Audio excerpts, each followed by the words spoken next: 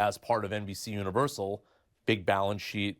Are you concerned that as a smaller company, it will be more difficult to compete against the big giants in the room for those top tier rights? I mean, if you look at the rights that we currently have just at Versant, so across USA Network and Golf Channel, we have a wide variety of top tier programming that crosses almost every geography and every demo that we could possibly want. We've got NASCAR, we've got the PGA Tour, we've got the USGA, we've got the RNA, we've got WNBA and WWE. We have programming that I think is competitive with most networks out there.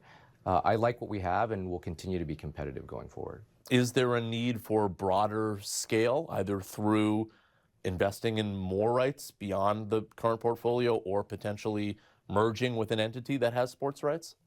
I don't know that we will merge with an entity that has sports rights, only because, you know, we have plenty of programming to help drive our linear business, and I think the future will be inorganic acquisitions which help diversify our revenue streams. And so it'll really be continue to invest in our core linear business and then looking for inorganic opportunities that complement that linear business.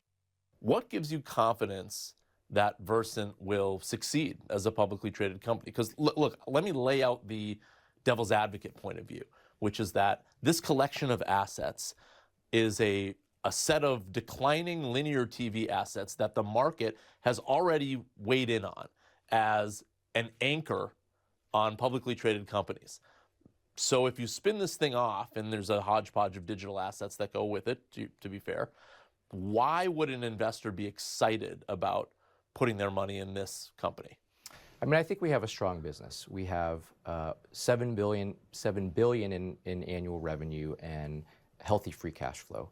I also think that the reason why people tune into linear television are assets like exist at CNBC. We've got strong news assets, and we've got, you know, strong sports assets that I'm particularly partial to. And I think that provides us with a runway to look at how we can evolve this business through inorganic growth. And I think that'll be a focus for our company.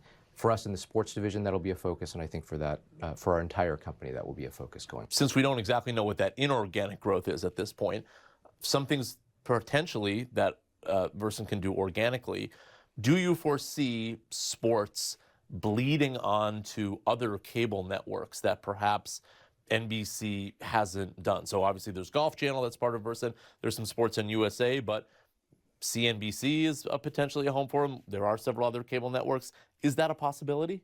We already see sports on CNBC, as we were talking off camera about. That will continue to be a strategy. And I think the other thing we talked about is there's a lot of synergy between some of the networks, or many of the networks that we have at Versant, probably most notably Golf Channel and CNBC. So I think there's opportunities to do all sorts of programming back and forth between the networks, because there is such demographic and psychographic crossover between them. Will the